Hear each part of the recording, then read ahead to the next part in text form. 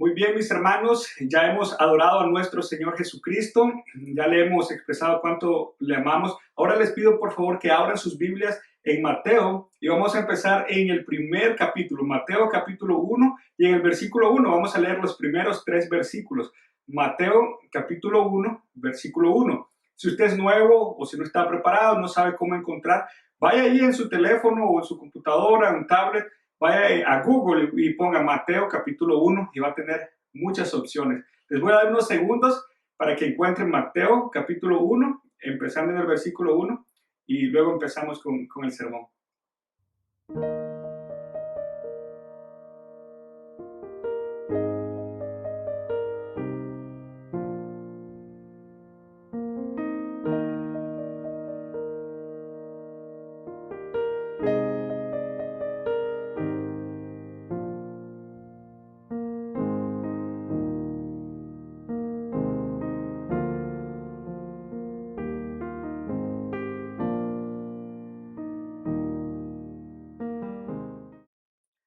¿Algún día alguien le ha preguntado por su genealogía o específicamente por su apellido? Recuerdo que cuando recién vine a los Estados Unidos, cuando llegué al seminario, muchos me preguntaban acerca de mi apellido, Scott, y yo me quedé como en blanco, no sabía qué responderles, porque en mi país hay varias personas, conocí a varias personas que tenían el mismo apellido. Aparentemente, pues, no es tan, parece que no era común ver en el seminario, es un seminario para latinos, ver a alguien latino con apellido Scott. Pero me acuerdo que cuando tuve la oportunidad de regresar en una ocasión a mi país, fui y le pregunté a mi abuela y a mis familiares de dónde venía mi apellido. Realmente nadie sabía de dónde venía mi apellido. Y mi abuela era, por parte de mi papá, era la única abuela con la que me relacioné. Por parte de mi madre, aparentemente cuando yo nací, o ellos ya habían muerto o murieron cuando yo era muy pequeño, porque realmente no me acuerdo de ellos. Pero la única abuela que tenía viva era por parte de mi padre, a ella le pregunté, y no me dijo nada acerca de mi genealogía, de dónde venimos, ni exactamente cuál era la historia de nuestra familia. Y les cuento esto de la genealogía porque en Mateo capítulo 1 hoy vamos a aprender algo importante. Para los israelitas, escuche bien, para los israelitas la genealogía era bastante importante. No sé si en la actualidad sigue siendo tan importante como antes, pero cuando se escribió Mateo era algo muy valorado a nivel familiar. Les voy a decir por qué. La nación de Israel nace de Isaac, tiene a Jacob, Jacob tiene a 12 hijos que al final se convierten esos 12 hijos en 12 tribus, tienen cada quien sus hijos y cada uno de ellos representa una tribu. Y si vemos en la historia de Israel está compuesto de esas 12 tribus y cada tribu tenía sus clanes y cada clan tenía su familia. Entonces cuando alguien nacía, se le ponía el nombre que ya se había determinado para él, pero se le agregaba Juan de la tribu de Benjamín, del clan de, y así entonces la genealogía era algo para recordar de dónde venían y la historia de ellos. Era algo muy importante, probablemente algo más importante que lo que nosotros en la actualidad le damos importancia a nuestra genealogía. Para aquel entonces era muy importante. Y en Mateo capítulo 1, de eso se tratan los primeros 3 versículos, de la genealogía de nuestro Señor Jesucristo. Mateo empieza así y tiene un propósito por el cual empieza hablando de la genealogía del Señor Jesucristo. Pero antes de entrar a Mateo capítulo 1 y ver en estos 3 versículos la genealogía de nuestro Señor Jesucristo, hay una historia que quiero contarles para que podamos entender los primeros 3 versículos de Mateo capítulo 1. ¿Ok? Acuérdense, va a hablar de la genealogía del Señor Jesús, pero necesitamos entender el contexto de lo que Él va a decir. Y esto va así. Cuando todavía no se había formado la nación de Israel, estaban las 12 tribus, tenían sus hijos, pero todavía no eran una nación, solo eran una familia. Jacob y sus 12 hijos. Y estos 12 hijos ya se habían casado, ya tenían hijos también, pero no eran tan grandes en número como para llamarles un pueblo o una nación. No, todavía eran 12 familias prácticamente. La Biblia dice que nuestro Señor Jesucristo viene del linaje o de la tribu de Judá. Judá es uno de los hijos de Jacob. Pero la historia es esta. Judá tiene 3 hijos, ¿ok? Tiene 3 hijos varones. El mayor se casa con una mujer llamada Tamar, ¿ok? El hijo mayor de Judá se casa con una mujer llamada Tamar. La Biblia dice que este hombre era malo. Le desagradó tanto a Dios que Dios decidió quitarlo de la tierra, matarlo. Y eso fue lo que hizo el Señor. La cosa es que en aquella cultura, muy diferente a la nuestra, ponga atención a esto.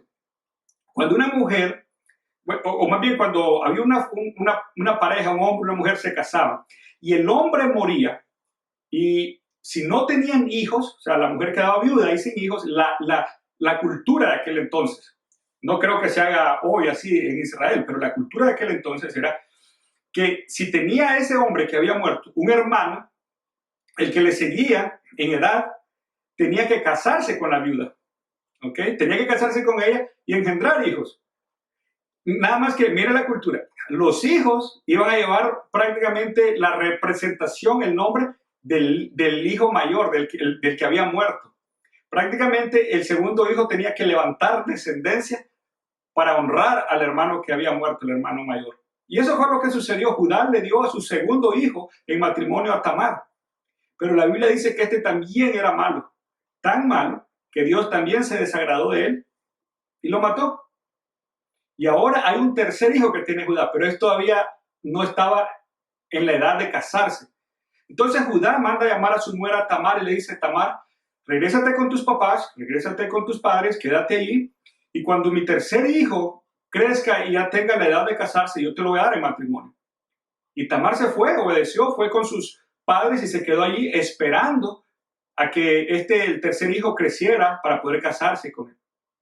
La cosa es que creció, pero Judá no le dio a su tercer hijo.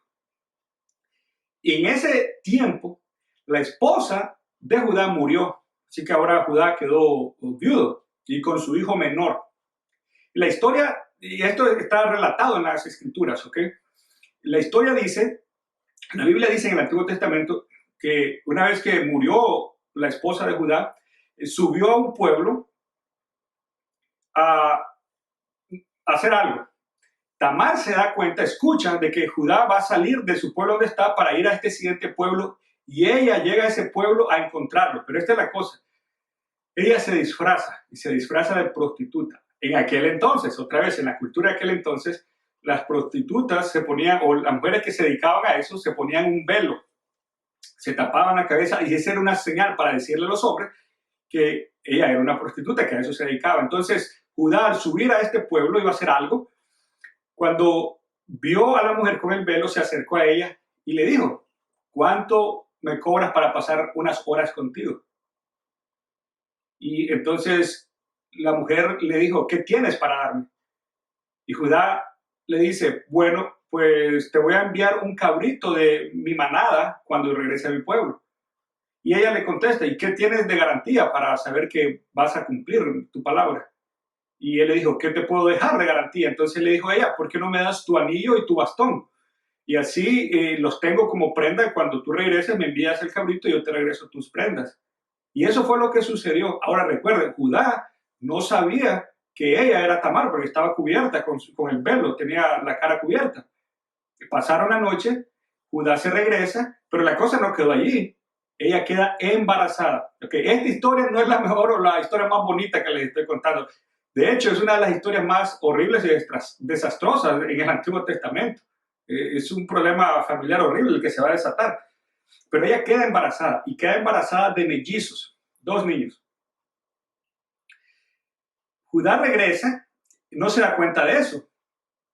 Él ignora todo esto, regresa a su pueblo y le dice a uno de sus amigos: mira, agarra este cabrito, sube a este pueblo y paga a la prostituta que está a la entrada de la ciudad, y que me regrese mi anillo y mi bastón. Así que el amigo fue, llevó el cabrito, va al pueblo y empieza a hablar con los aldeanos. ¿Dónde está la prostituta que se sienta a la entrada del pueblo? Y ellos se quedaron extrañados y dijeron: aquí nunca ha habido, una prostituta. Y el hombre se quedó también extrañado y regresa a Judá y le dice: hice lo que tú me pediste, pero no encontré a nadie. Entonces Judá dice, bueno, que todo el mundo sepa que yo cumplí con la parte del trato. Yo pago mis deudas, dijo él. Y simplemente pues siguió haciendo lo que estaba haciendo. 3 meses después, alguien llega diciéndole, Judá, tu nuera ha cometido adulterio, está embarazada. Ahora, 3 meses ya se le notaba, ¿no? Que estaba embarazada, su cuerpo había cambiado. Y la reacción de Judá es, sáquenla y quémenla viva. Otra vez, es parte de la cultura de aquel entonces. Tal vez hoy no hacemos algo parecido, pero en aquel entonces era parte de la ley, de la sociedad. Y de hecho fueron a sacarla. Y ella dijo, está bien, que me quemen viva, dijo ella. Pero antes de que me quemen viva, agarra el anillo, agarra el bastón y le dice, llévenle esto a mi suegro, a Judá. Tal vez él puede ayudarme a encontrar quién es el hombre que me hizo esto. Y cuando le llevaron el anillo y el bastón, él vio que era suyo y se quedó, oh Dios mío, ¿qué hice? ¿Qué sucedió acá? Y él dijo, déjenla en paz, no le hagan daño, porque ella es más justa que yo. Yo tenía que haberle dado mi tercer hijo y no lo hice. Y ella se quedó fielmente esperando a la palabra que yo le había dado y yo no cumplí. Y de esa manera nacen los mellizos y uno se llama Fares y el otro se llama Sera. Fares y Sera, que son los hijos de la nuera de Judá con Judá. Entonces hay un problema de familia. ¿Se imagina qué vergüenza eso? Que ahora los hijos son realmente hijos de Judá, pero también Judá es el suegro de Tamar y no es algo, no nacieron en las mejores condiciones, por así decirlo, las condiciones más bonitas, no, hay un problema familiar ahí. Y entonces, entendiendo ese nombre de Fares y el otro Sera, ahora vamos a leer Mateo capítulo 1, ahora que tenemos ese contexto podemos entender lo que está sucediendo. Miren esto, Mateo capítulo 1, y empezando en el versículo 1 dice así, tabla genealógica de Jesucristo, hijo de David, hijo de Abraham. Dos personajes grandes en la historia de Israel. David mató a Goliat, David fue el mejor rey del Antiguo Testamento y Abraham fue el padre de la fe. ¿Quién no quisiera que cuando hablaran de mi genealogía, de mi árbol genealógico, se mencionaran gente importante? Yo quisiera eso. Pero ¿quién quisiera que se mencionaran aquellos personajes que han traído deshonra a la familia, que son nacidos de un engaño, de una trampa, de una falta de cumplimiento de palabra, de prostitución? Es horrible, pero miren lo que sucede. En el versículo 2, Abraham fue el padre de Isaac, Isaac padre de Jacob, Jacob padre de Judá y de sus hermanos, Judá padre de Fares y de Sera. Los mellizos que habían nacido por este pecado, por este engaño, por prostitución, o como le podemos llamar, cuya madre fue Tamar. Fares, padre de Hezrón, Hezrón, padre de Aram, y así sucesivamente hasta que llegan a Jesucristo. El que escribe este libro, Mateo, es el mismo que lleva su nombre, Mateo.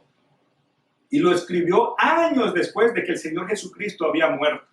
Ya cuando él escribió, ya Jesús había muerto, había resucitado, ya la iglesia había sido fundada.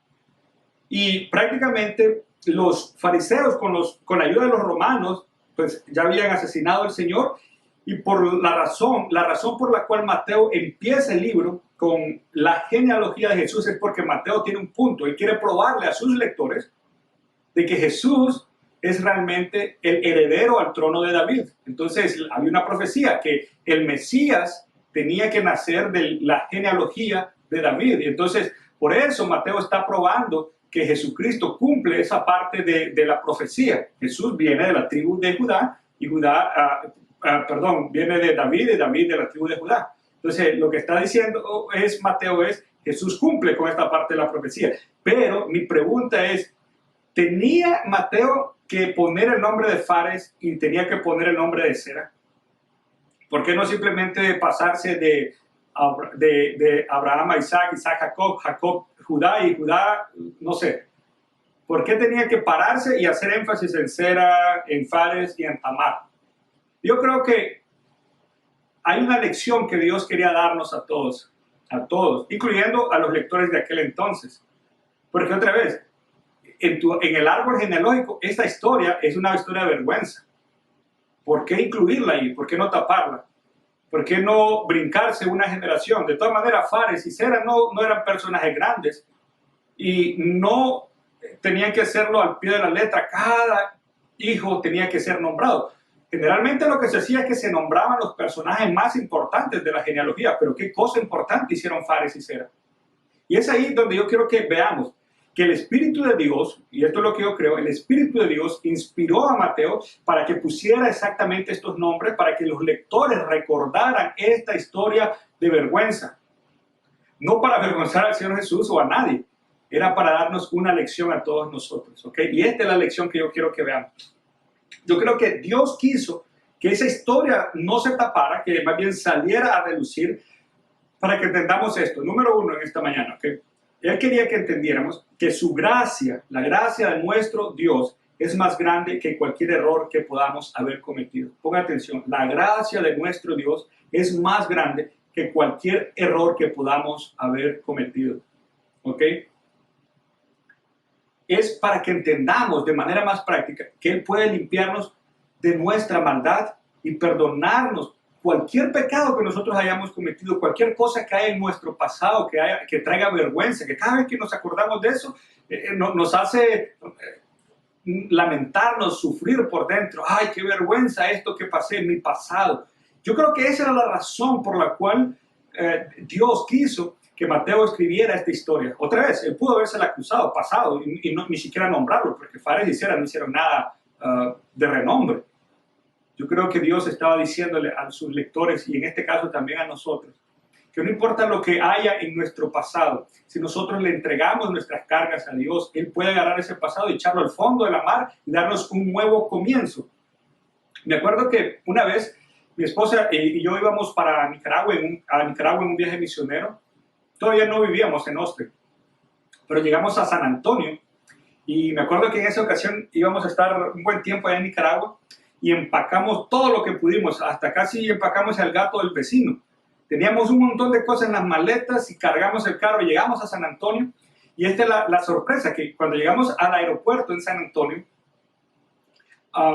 el aeropuerto estaba en remodelación, así que la entrada la habían pasado hasta el otro extremo del aeropuerto, y tuvimos que cruzar todo el estacionamiento corriendo. Yo llevaba 2 maletas cargadas, llevaba una mochila en mis espaldas, mi esposa también.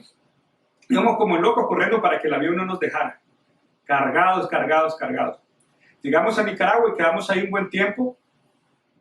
Y cuando ya nos tocó regresarnos acá a los Estados Unidos, tomamos el avión, llegamos acá, y recuerdo que cuando llegamos a nuestra casa y empezamos a desempacar, literalmente habían cosas en la maleta que habíamos empacado cuando estábamos acá en Estados Unidos, cuando íbamos apenas al aeropuerto de San Antonio, y nunca las desempacamos. Ahí las tuvimos todo el tiempo del viaje, las anduvimos cargando de balde. Eso fue extra peso. Nos cobraron más en el aeropuerto por llevar eso. Nunca lo utilizamos. Y de regreso el mismo peso y el mismo estorbo nos causó. Nunca lo utilizamos. Yo creo que en nuestra vida hay cosas en nuestro pasado que hacen lo mismo, hermanos. Hay cosas en nuestro pasado que son un peso extra que ya no debiéramos de estarlo cargando, porque el Señor Jesucristo ya pagó por ese pecado cuando Él murió en la cruz. Y quiero decirles esto. Puede ser que mientras usted está escuchando este mensaje, o conoce a alguien, o se recuerda de algo que usted hizo antes de que conociera al Señor Jesucristo. Yo he conocido muchas personas así, que siguen sufriendo cuando Jesucristo ya pagó por ese pecado. Es como quitarle la carga a Él y decirle, bueno, sí Jesús, tú pagaste por eso, pero no me conformo con tu sacrificio. Así que le quitamos la maleta al Señor y la andamos cargando nosotros durante toda nuestra vida de cristianismo. Eso es exactamente por lo cual yo creo que Dios intencionalmente quiso que esta historia horrible de engaño de estos pobres mellizos que no hicieron nada se escribiera en la genealogía de Jesús, porque Jesús no quería tapar los pecados o las cosas de la historia de sus antepasados. Ahora, eran antepasados desde el punto de vista humano, ¿verdad? Él no tenía nada que ver con este pecado. Pero lo que estaba tratando de decirle es, miran todo esto y relajo. A mí no me asusta, dice Jesús. A mí no me asusta lo que los seres humanos hagan.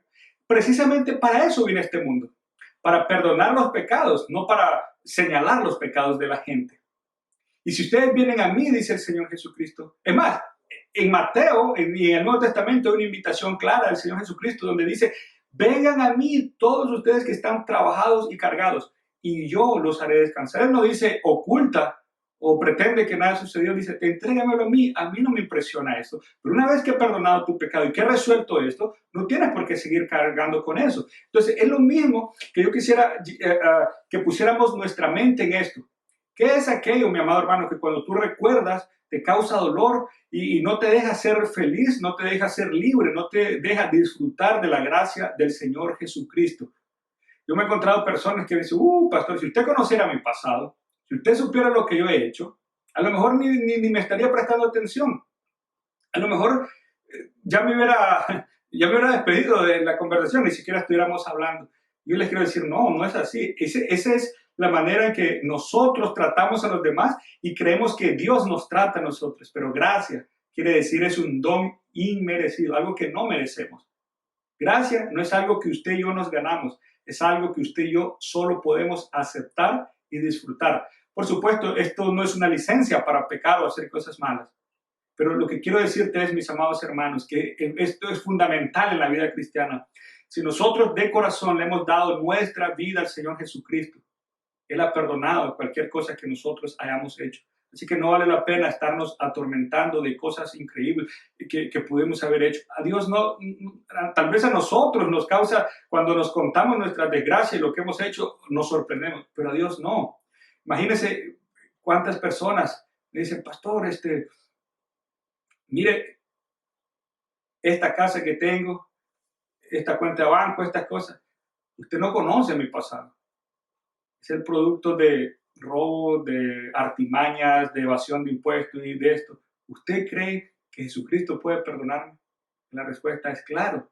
Claro que sí puede perdonarte. Para eso vino. Para eso vino. No para juzgarnos y señalarnos. Es para salvarnos de nuestros pecados. Otra vez, no es una licencia para seguir haciendo lo mismo. Pero eso significa gracia. Y eso es lo que Mateo quería decirles. Eso es, pastor, si usted conociera mi pasado, si usted conociera mi vida, no te preocupes, a ver, ¿dónde está tu esposa? Es que de eso se trata, pastor. En mi vida he tenido 20 esposas o 20... Bueno, ¿y dónde están tus hijos? Es que de eso se trata, pastor. Tengo hijos regados por todo el mundo. ¿Usted cree que Jesús puede perdonarme? Yo quiero decirte, sí puede perdonarte. Y si tú ya le entregaste tu vida de corazón al Señor Jesucristo, Él ya te perdonó. No es si puede perdonarte, Él ya lo hizo. Eso es gracia, la gracia de nuestro Señor. Una vez más, gracia no es una licencia para pecar. Gracia es un don que Él nos da. Él nos extiende su perdón para que nosotros no sigamos recordando las cosas negativas que nosotros hicimos. Y si hay alguna manera de recordarlas, es solo para aprender una lección de ellas, algo bueno, no para estarnos lastimando. Yo creo que ese era el mensaje por el cual Mateo, o el Espíritu de Dios le dijo a Mateo, escribe esos nombres, escribe, para que la gente sepa que aún de estas cosas negativas, cuando venimos a Jesús, Él las borra. Él no se impresiona de nuestra maldad. Él ya nos conoce. Él lo que está es invitándonos a que nos arrepintamos y le entreguemos nuestra vida. Y si lo hacemos, Él borra nuestro pasado. Pero hay una segunda lección por la cual yo creo que el Espíritu de Dios quiso que quedara marcada esta historia en los primeros versículos de Mateo. Mateo pudo haber empezado su libro de cualquier manera, pero yo creo que el Espíritu Santo lo inspiró para que empezara poniendo esta historia. Pero esta es la segunda lección en esta mañana. Ponga atención. La segunda lección por la cual yo creo que Dios inspiró a Mateo a poner esta historia es porque nos quiere decir, nos está transmitiendo a través de esto, que Dios puede escribir derecho con nuestras vidas torcidas. No es una cosa solo que nos perdone nuestros pecados, ¿ok? Pero todavía Dios va más allá. Esa vida de vergüenza, de desgracia o lo que hayamos hecho, Dios todavía puede utilizarla para el bien de los demás, para el bien nuestro, para crear un mejor futuro, porque nuestras desgracias entregadas en las manos de Dios pueden ser bendición para los demás. Este es el punto número 2. Dios puede escribir derecho con nuestras vidas torcidas. Esto quiere decir que en los desastres más grandes, como el de Judá y Tamar, salió algo excelente, nuestro Señor Jesucristo. Imagínense, de este engaño, de esta historia fea, nació nuestro Señor Jesucristo. De lo feo y lo horrible, sacó lo mejor nuestro Dios. Y lo mismo puede hacer con nuestras vidas. Si se la damos al Señor, Él puede usar nuestra vida para impactar a otros. No es si te sientes digno, no es si te sientes con ganas, no. Es de que esto es lo que Dios puede hacer si le entregamos nuestra vida al Señor. Hay un lugar en Brooklyn, en New York, que se le conoce como las minas de sal. Yo creo que ya les he contado esta historia, pero algunos de ustedes tal vez no la han escuchado. Hay un lugar allí que se llama las minas de sal, donde hay hombres vestidos de mujer, actuando como mujer, se prostituyen, son transvestis. Y la mayoría de ellos son adictos a la droga, al crack, a la heroína y de toda especie de drogas. Y muchos de estos hombres se convierten en transvestis porque cuando ven su pasado, alguien abusó de ellos cuando eran niños. Algunos otros lo hacen porque es su deseo. Pero hay una iglesia allí cerca y el pastor en una ocasión decidió rentar unas camionetas y levantaron fondos, compraron unas mantas, compraron comida y se fueron a este lugar, a las minas de sal, y repartieron, porque el frío ahí es tremendo. Pero no solo les dieron comida, colchas, almohadas y las cosas básicas que ellos necesitaban, les invitó a traerlos en estas camionetas a la iglesia y muchos aceptaron. Y de hecho se empezó un ministerio así de ir a traer a estas personas. Muchos de ellos tenían SIDA, algunos de ellos ya estaban muriendo. Y se les traía a la iglesia, se hacía un servicio especial donde se les hablaba del Señor.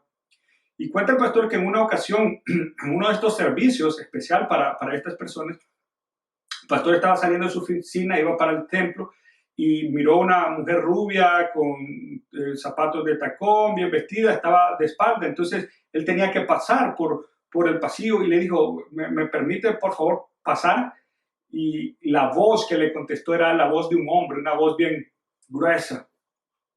Que era un hombre llamado Ricardo. Él era el líder de todos los transvestis que había llegado en esa ocasión al servicio. Y dice el pastor que al final del servicio, al final de la predicación, él hizo una invitación. ¿Quién quería recibir al Señor Jesús? ¿Quién quería recibir el perdón de sus pecados? Y en esa ocasión, Ricardo le entregó su vida al Señor Jesucristo. Y a veces hay conversiones motivadas por emociones, ¿no? Y escasamente hay conversiones genuinas. En esta ocasión fue una conversión genuina. Ricardo siguió regresando a la iglesia y los hermanos de la iglesia le ayudaron. Llegó con pantalón de varón, zapatos de varón, vestido como varón, aunque toda su manera de actuar todavía era de mujer. Dice, le estaba contando el pastor que les costó mucho tiempo y los hermanos con cariño, con amor, le empezaron inclusive a enseñarle a cómo sentarse como varón, ¿okay? Y le ayudaron para que él recuperara su identidad. Y de hecho recuperó su identidad y en una ocasión se movió a Dallas y se despidió de la iglesia y pasó por un muy buen tiempo y en otra ocasión el pastor andaba de visita en Dallas y se acordó de Ricardo y fue a visitarlo y Ricardo estaba contento y le dice, pastor, quiero presentarle a alguien, y le presentó a su novia y en unas semanas él se iba a casar y Ricardo se casó y era una oportunidad nueva que el Señor le había dado. Cuando él entregó su vida al Señor Jesucristo fue genuino en su conversión. Él le dio su vida al Señor y el Señor le ayudó a salirse de ese estilo de vida que tenía. Este es el problema. Años después, la esposa de Ricardo llamó al pastor, ya había regresado a New York, donde él era el pastor. Le dijo, Ricardo está muriendo. La razón por la cual estaba muriendo era por su vida pasada. Él había contraído una enfermedad por el estilo de vida que llevaba y estaba a punto de morir. Entonces el pastor le llama por teléfono a Ricardo. Le dice, Ricardo, yo siento que tenemos que orar, todavía no es tu tiempo de morir. Yo no sé, algo me dice que no. Y oraron y el Señor le dio un año más de vida. Pero en ese periodo, en ese año de vida, ¿saben lo que hicieron? La iglesia grabó la vida de Ricardo, dando su testimonio de cómo Dios lo había sacado de las minas de sal, cómo lo había sacado de la prostitución y cómo lo había hecho un hombre ya renovado, cómo le había dado la oportunidad de conocer a la que era su esposa. Y esa grabación, el video que hicieron, lo ponían en las minas de sal, de donde había salido Ricardo, y especialmente lo veían aquellos nuevos integrantes, aquellos muchachos jóvenes que estaban entrando a este estilo de vida. Y fue un video que salió por la nación, por muchos lugares, y sirvió como evangelismo, demostrando lo que Dios puede hacer con nuestras vidas torcidas. ¿Okay? Y esa es la razón por la cual yo creo, la segunda razón por la cual yo creo que Dios le dijo a Mateo que escribiera esta historia de Tamar, de sus hijos mellizos y lo que había hecho con su suegro, para que entendiéramos que aún de eso torcido Dios puede usar nuestras vidas para bendecir a otros. ¿Cuántas personas fueron impactadas con el testimonio de Ricardo? De esa vida torcida el Señor había escrito en una línea más derecha para bendecir a otros. Entonces, mis amados hermanos, yo lo que quisiera en esta mañana es que reflexionáramos un poco en nuestra vida, que reflexionáramos cómo estamos viviendo nuestra vida cristiana. ¿Qué aprendemos de esta lección en Mateo?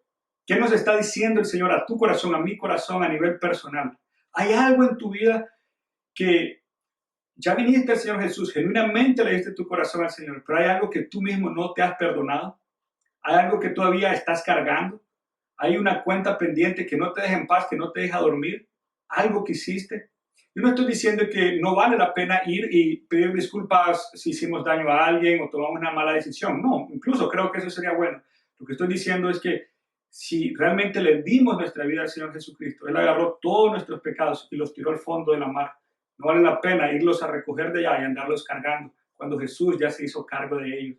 Y la segunda cosa que quiero que reflexionemos es que el Señor Jesucristo no nos salva simplemente por salvarnos. Ahora Él quiere utilizar nuestra historia, cualquier cosa que hayamos hecho, para bendecir a aquellos que a lo mejor están yendo por el mismo camino.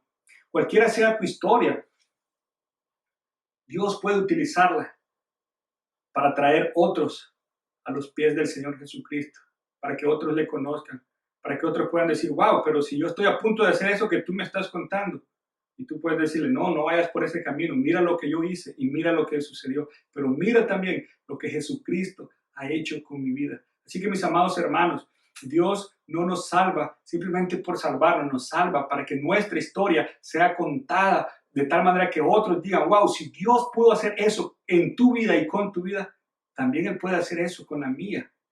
Entonces Él puede perdonarme a mí, también Él puede darme una oportunidad en su familia, entonces también Él puede utilizarme para salvar a otros. ¿Te imaginas qué poderoso mensaje el que tenemos?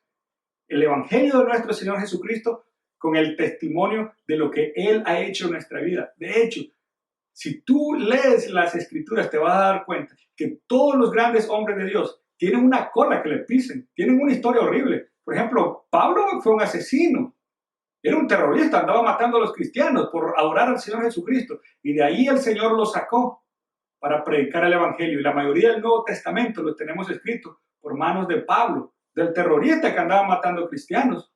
Mateo, del que acabamos de leer nosotros. Mateo era un ladrón, traicionaba a su propia nación, les dio la espalda, les robaba, los extorsionaba. Y de ahí el Señor lo sacó. Y miren lo que estamos haciendo hoy. Su vida torcida el Señor la utilizó como un testimonio para impactar las siguientes generaciones. ¿Se acuerdan de la mujer samaritana?